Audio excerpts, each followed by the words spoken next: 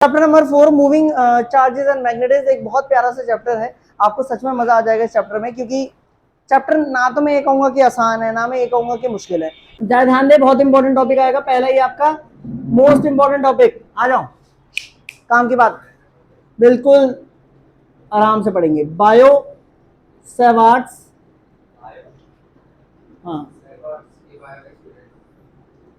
हाँ बायोट है, sorry Biot, अब सही, हाँ बायोट सेवार्ट्स लॉ।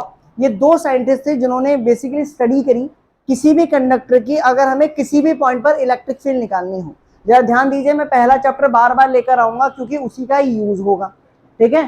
फर्स्ट चैप्टर को मैं बार बार लेकर आऊंगा क्योंकि उसी का ही क्या होगा, यूज होगा। तो जरा पहले चैप्टर में आइए, हमने इलेक्ट्रिक फील्ड कैसे निकाली थी। अगर हमारे पास एक चार्ज था क्यू, अगर हमारे पास एक चार्ज था क्यू, और हमारे पास आर डिस्टेंस पर इलेक्ट्रिक फील्ड कैसे निकालते थे। इलेक्ट्रिक फील्ड का फॉर्मूला होता था 1/4πε0 क्यू अपॉन में आर स्क्वायर। ये सिंपल फॉर्मूला याद है कि नहीं है? मैंने इसका पूरा डेरिवेशन कराया था, इसके ऊपर बढ़िया बढ़िया न्यूमेरिकल्स भी लगा लिए थे। अब इधर सुनो, बायो-सावर्ट लॉ भी वही बताएगा। बायो-सावर्ट लॉ क्या बताएगा? बायो-सावर्ट लॉ बताएगा magnetic field of current carrying conductor at any point. जैसे फोर्स क्या बताता है, बिटवीन टू चार्जेस के बीच में फोर्स, तो बायो-सावर्ट लॉ क्या बताएगा? देखो ये बताएगा आपको magnetic field at any point. जैसा आप इलेक्ट्रिक फील्ड किसी भी पॉइंट पे निकाल सकते हो, ऐसे आप मैग्नेटिक फील्ड भी किसी भी पॉइंट पे निकालोगे, एट एनी पॉइंट। यहां पर इलेक्ट्रिक फील्ड किसकी वजह से होता है? एक चार्ज की वजह से। यहां पर मैग्नेटिक फील्ड किसकी वजह से? एक करंट कैरिंग कंडक्टर की वजह से। किसकी वजह से? Current carrying conductor. So magnetic field at any point due to current carrying conductor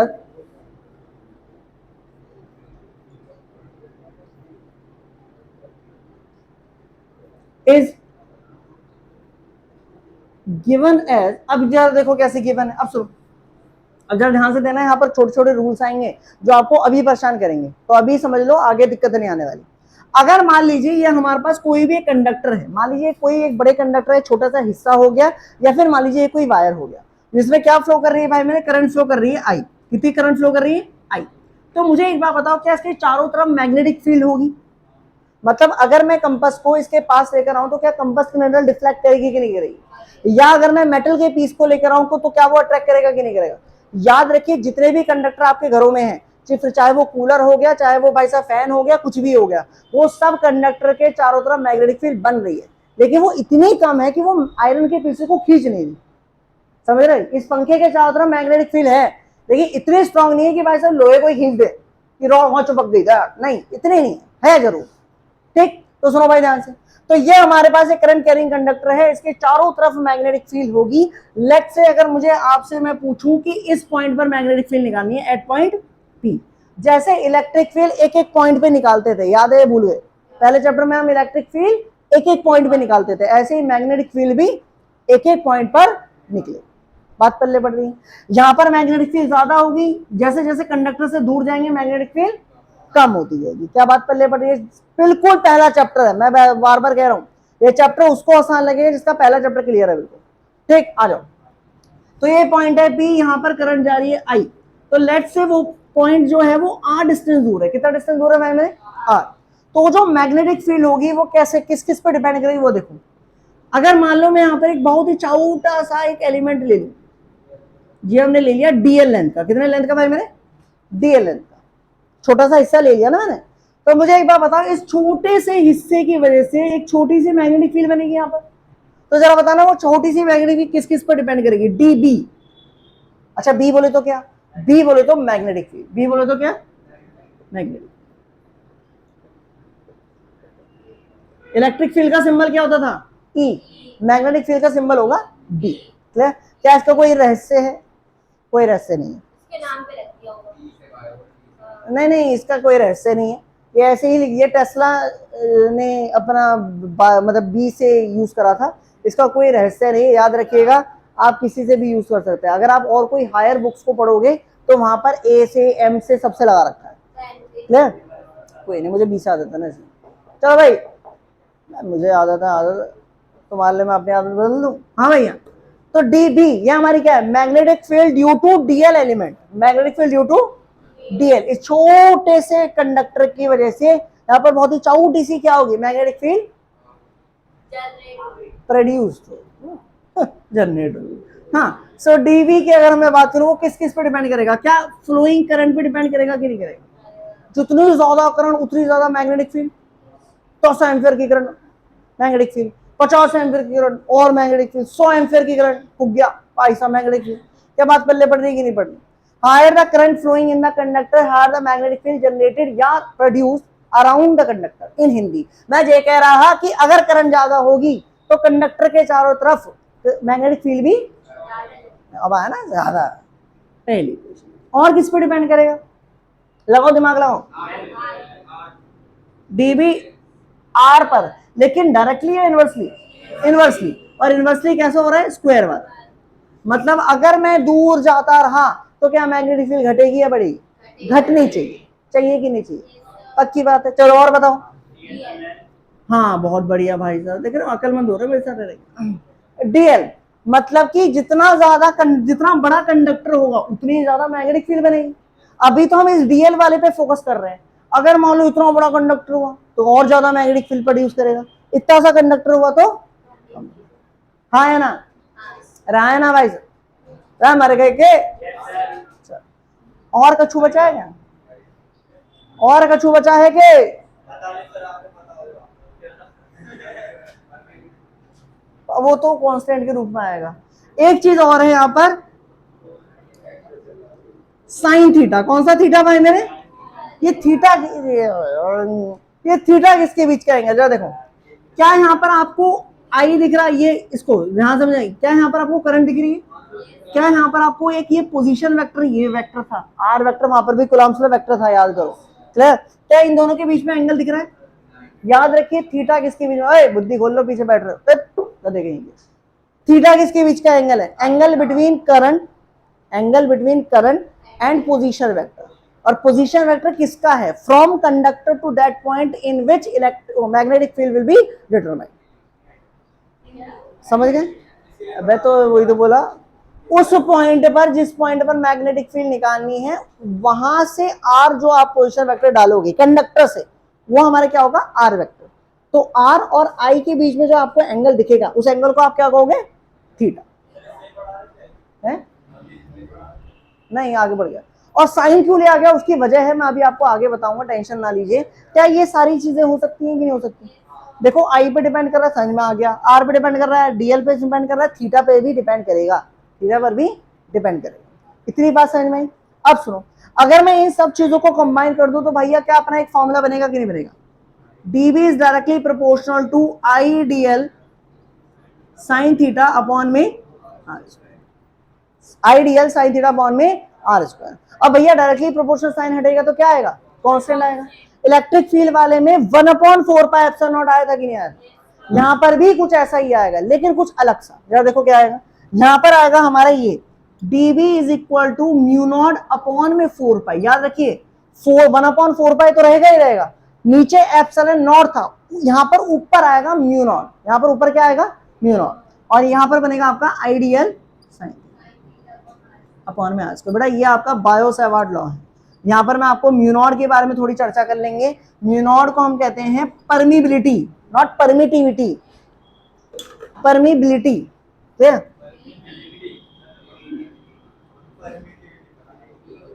again जैसे कि अगर मैं उस चार्ज को अलग अलग मीडियम में रख दूं तो क्या इलेक्ट्रिक फील्ड चेंज होगी कि नहीं होगी। अगर मैं एक चार्ज को एयर में रख रहा हूं तो मतलब इलेक्ट्रिक फील्ड कितनी आएगी, 1/4 पाई एप्सिलॉन क्यू अपॉन में आर स्क्वायर। लेकिन अगर उसी चार्ज को मैं किसी पानी के अंदर, किसी मीडियम के अंदर रख दूं तो उस मीडियम की परमिटिविटी आ जाएगी कि नहीं आ जाएगी। सेम फंडा भाई मेरे मैग्नेटिक फील्ड में भी होगा। अगर एक कंडक्टर है जिसमें करंट पास हो रही है और उसके आर डिस्टेंस पर magnetic field I B, magnetic field कितनी आई बी, अगर मैं उस करंट कैरिंग कंडक्टर को किसी और मीडियम में रख दूं तब मैग्नेटिक फील्ड भी क्या हो जाएगी, चेंज हो जाएगी। लेकिन यहां पर थोड़ा सा अंतर है, सुनना, थोड़ा दिमाग लगाना, मजाक नहीं बिल्कुल भी। पहले तो उसको समझ लो, न्यूट्रॉन को कहते हैं permeability of medium, permeability of epsilon not medium को दिखाता था कि नहीं दिखाता था, ऐसी परमिबिलिटी भी मीडियम को ही दिखाई। कुल मिला के इलेक्ट्रिक फील्ड हो चाहे मैग्नेटिक फील्ड हो, दोनों ही किस पर डिपेंड करती हैं, मीडियम पर। अगर आपने मीडियम बदल दिया तो इलेक्ट्रिक फील्ड बदल जाएगी, अगर आपने मीडियम बदल दिया तो मैग्नेटिक फील्ड भी बदल, लेकिन बदलने का तरीका थोड़ा अलग है। मुझे एक बात बताओ, वहां पर मैंने आपको क्या पढ़ाया था? मैंने कहा ना पहला चैप्टर रिपीट होगा बार बार। इलेक्ट्रिक फील्ड में वो अपॉन में आया था, 1/ε0, 1 में आया था। अपॉन में क्यों आया था? क्योंकि जब भी हम चार्जेस की पोजीशन को बदल रहे थे, अलग अलग मीडियम में ला रहे थे, तो फोर्स मैक्सिमम से डिक्रीज ही हो रही थी, इसलिए वो डिवीजन में आया। और मैक्सिमम फोर्स कहां देखने को मिल रही थी? वैक्यूम में। वैक्यूम या एयर में, हाँ है ना? इस वाले में वो ऊपर आ रहा है, तो समझ सकते हो क्या हो रहा होगा। मतलब वैक्यूम में मिनिमम होगा और किसी मीडियम बना लेंगे तो फोर्स मतलब मैग्नेटिक फील्ड बढ़ेगी। समझ में आ रहा है कि नहीं? यहाँ उल्टा है मेरे भाई। वहां पर क्या होता था, अगर मान लीजिए ये एक चार्ज है और इस पे ई पॉइंट पर इलेक्ट्रिक फील्ड है, ई एयर पर है, अगर मैं उस चार्ज को किसी मीडियम में डाल दूं तो इलेक्ट्रिक फील्ड एप्सिलॉन नॉट मतलब एप्सिलॉन एम टाइम डिक्रीज हो रही थी कि नहीं हो रही थी? लेकिन इस वाले में ऐसा नहीं होगा, क्योंकि वो न्यूमरेटर में आ रहा है, ऊपर आ रहा है। मान लीजिए ये एक चार्ज, एक वायर है और यहाँ पर मैग्नेटिक फील्ड आई बी, अगर मैं इस करंट यानी कंडक्टर को किसी मीडियम में डाल दूं तो अब मैग्नेटिक फील्ड इंक्रीज होगी, बढ़ेगी। क्या बात समझ में आ रही है? क्लियर है? मिनिमम कब होगी? मिनिमम किसमें है? एयर एंड वैक्यूम में। इलेक्ट्रिक फील्ड मैक्सिमम किसमें? एयर एंड वैक्यूम में। दिमाग खुल गया कि नहीं खुल गया? खुल गया कि नहीं खुल गया? अच्छा, क्या बात पल्ले पड़ रही है? So permeability of the medium and बस हो गया। इसकी वैल्यू कितनी होती है? एप्सिलॉन नॉट की वैल्यू 8.85 10⁻⁻, दो तीनों के आंसर आए बस। इसकी होगी 4 पाई इंटू 10⁻⁻7।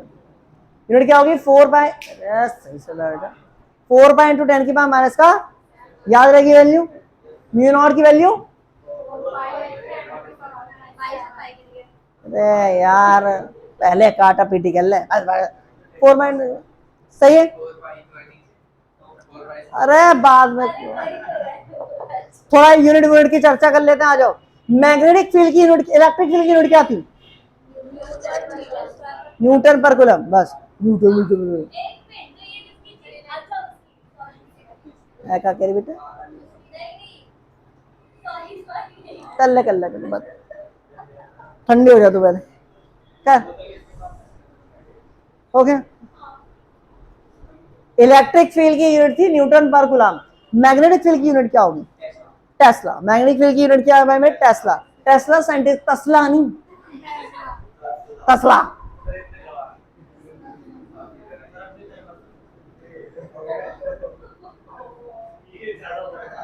अच्छा, इसी तरीके से ये जो टेस्ला है हमारी, ये हमारी एसआई यूनिट है। कौन सी है भाई मेरे? या फिर एमकेएस सिस्टम। कौन सा सिस्टम? एमकेएस। सीजीएस सिस्टम में इसको एक और नाम दिया गया। देखो सीजीएस में क्या है?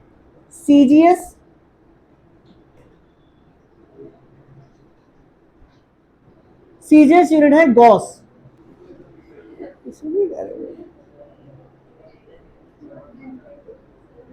एक जूल में 10⁻⁻4 टेस्ला। हेडिंग हमारी क्या होगी भाई साहब? बायो सावर्ट समझ में आया? कोई दिक्कत तो नहीं है? अच्छा, पहली हेडिंग देखो, पहली हेडिंग है हमारी magnetic field. Magnetic field due to, magnetic field due to infinitely या फिर due to straight current carrying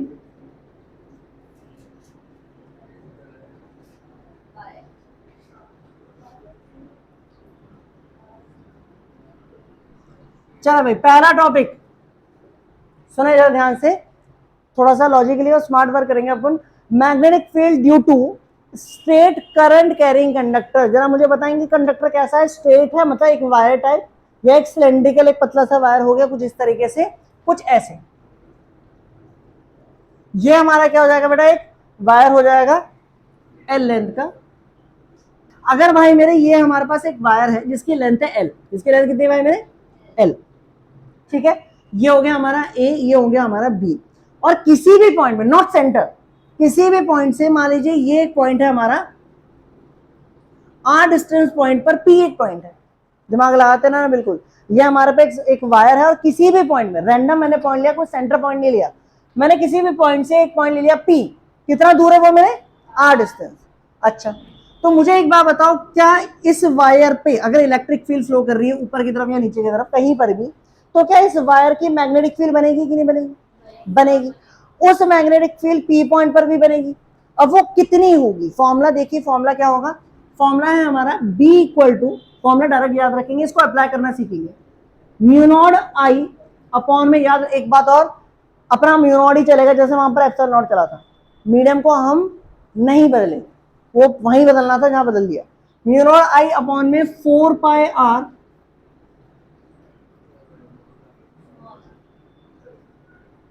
sign alpha plus sine, बता रहा हूं साइन क्या, रुक जाओ, गाली नहीं,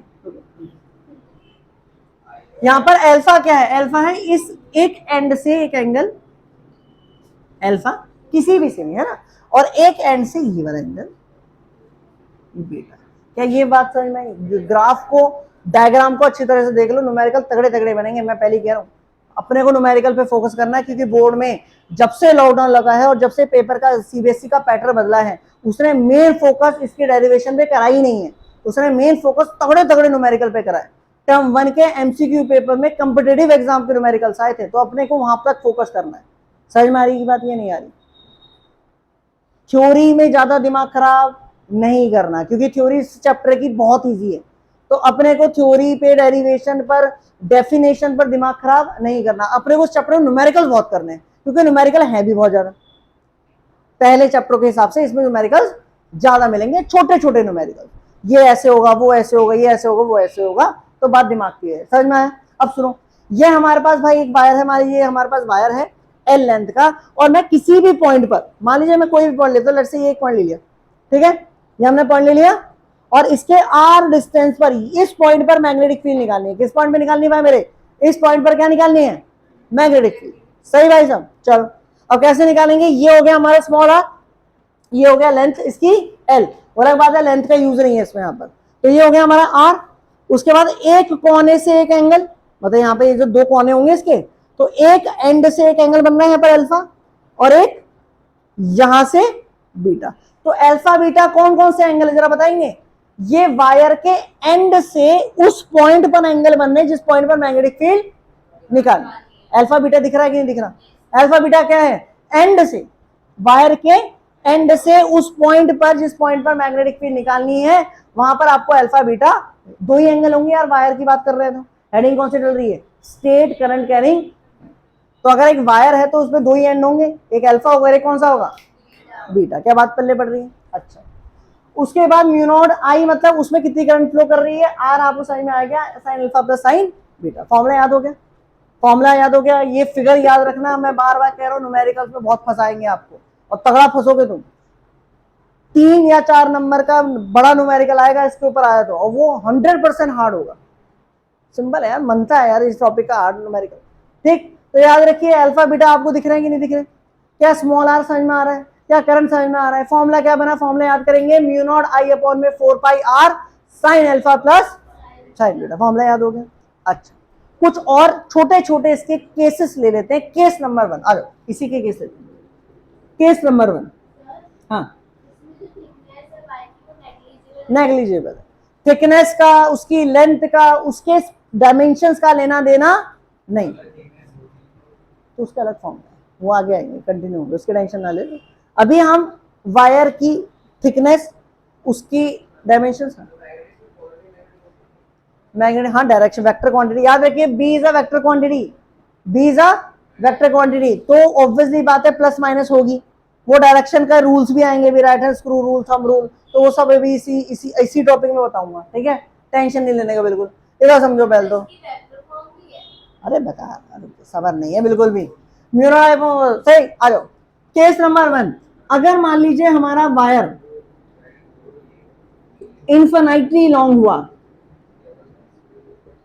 कैसा हुआ भाई मेरे? इन्फिनिटली लॉन्ग हुआ, बहुत बड़ा वायर मान, उसकी लेंथ इन्फिनिटी है, कुछ इस तरीके से देखना, यहां पर इन्फिनिटी वायर है, और आर डिस्टेंस पर आपको मैग्नेटिक फील्ड निकालनी है, जरा बता सकते हैं कितनी होगी? यहां पर अल्फा बीटा बताना कितना होगा? 90 डिग्री। और यार इन्फिनिटी वायर है, उस एंड से जरा लगाना उस पॉइंट पर, क्या परपेंडिकुलर नहीं आ रहा होगा? आ रहा होगा कि नहीं आ रहा होगा?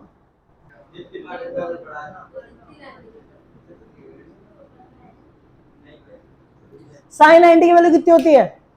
भान, भान प्लस भान यार ठीक ही जाएगा लग रहा है। क्या 2 से 2 मर गया कि नहीं मर गया? उसका अंदर का एक 2 मर गया लेकिन 2 जीवित रह गया ना, तो मेरी फीलिंग क्या बात पहले अच्छा चल। फॉर्मूला है म्यू नॉट आई अपॉन में 2 पाई आर। फॉर्मूला क्या है भाई मेरे? म्यू नॉट आई अपॉन में, याद रखना ये छोटे छोटे फॉर्मूले याद रखने। ये फॉर्मूला किसका? ये जनरल फॉर्मूला है। एक वायर है एल लेंथ का, 2 एंड से एंगल बन रहे हैं अल्फा बीटा, तब मैग्नेटिक फील्ड इतनी होगी। लेकिन अगर वायर इंफिनिटी लॉन्ग हुआ तो ओ तेरी मूर्ति हो, अब तू इसके लग जा।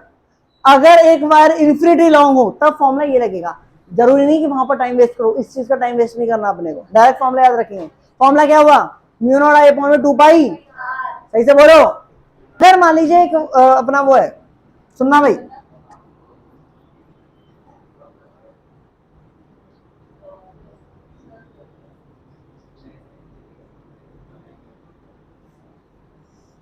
अगर मान लीजिए वो जो पॉइंट है जिस पॉइंट पे आपको मैग्नेटिक फील्ड निकालनी है वो वायर की किसी एक एंड के सामने, बुद्धि खोल लो, एक एंड के सामने, तो मुझे बताना अल्फा बीटा कितने हैं यहाँ पर? एक अल्फा तो हो गया हमारा, एक तो हो गया 0, 90 कैसे हो गया? इंफिनिटी का एक तो 0 हो गया और एक कुछ हो गया, लेट्स से अल्फा। बताए यहाँ पर बीटा 0 है और alpha is not equal to 0 ना। अब घोचो ये है वायर, इस पॉइंट से इसके एंड से देखो, ये एक पॉइंट दिख रहा है, दिख रहा है क्या? दिख रहा है? अरे दिख रहा है नहीं दिख रहा? अरे अंदर दिख रहा है नहीं दिख रहा? चलो यहां से तो एक एंगल बन रहा है ना अल्फा, देखिए है ही नहीं ना, दूसरा एंड तो है ही नहीं, उससे तो एंगल ही बनेगा, तो एंगल कितना हो गया जी? तो हो तो क्या क्या बोल गया? Alpha is not equal to 0 but beta is equal to 0। The answer is भी equal to mu not I upon में 4 पाई आर साइन। तो भैया कुल मिला के ये कुछ फॉर्मूले हमने आपको बताए, जल्दी से नोट करेंगे। अच्छा एक चीज और, इसकी डायरेक्शन और बता दें, पहले लिखो फिर बता दो, कुर्ती से चला। हाँ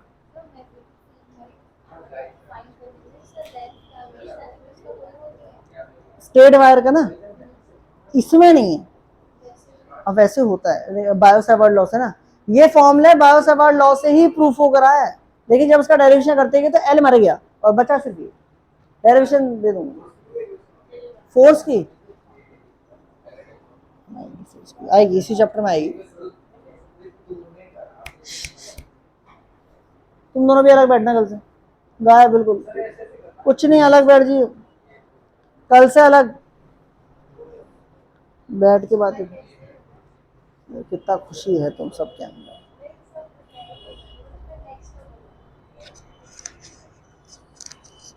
कल टेस्ट दोगे या पढ़ाई कर ले?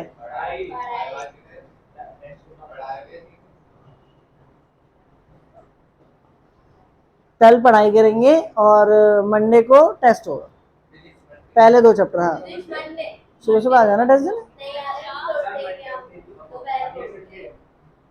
चलो देखते हैं बाद में वार्तालाप करेंगे इसके बारे में। मैं हिंदी की प्रैक्टिस कर रहा हूँ आज।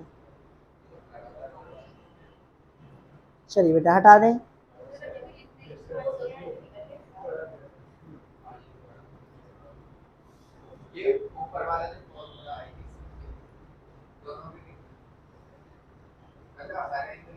जब भी कह रहा हूँ ना साथ में बैठो तुम, ध्यान तो एक दूसरे में होता है। पूरी महाभारत खत्म हो गई, पूछा सीता किसका बाप था? पूरी रामायण खत्म हो गई, पूछा दुर्योधन किसकी बहन है? अबे ये एक स्ट्रेट वायर है,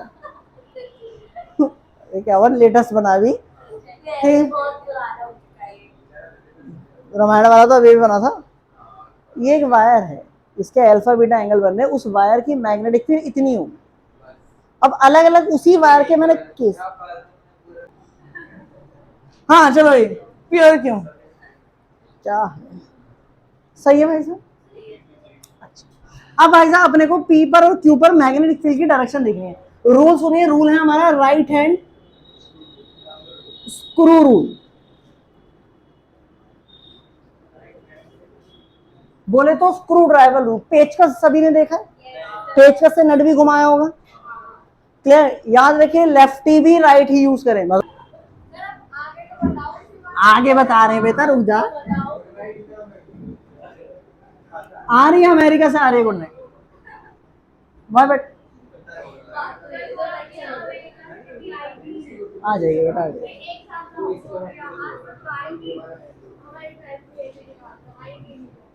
हाँ भाई, देखो देखो देख रहे हो, देखो देखो प्रेम, देखो चिपक के बैठे हैं बिल्कुल, पता ना क्या कर रहे हैं। हाँ भाई, चलो भाई, थंब क्या बताएगा? करंट की डायरेक्शन। ये जो आप ये जो रोटेट करोगे, जो फिंगर्स होंगी, ये किसकी डायरेक्शन बताएंगी? मैग्नेटिक फील्ड की। अब जरा लगा के देखो, सुनो, अब इधर देखना, पहले मुझे देखिए फिर आप देखिएगा।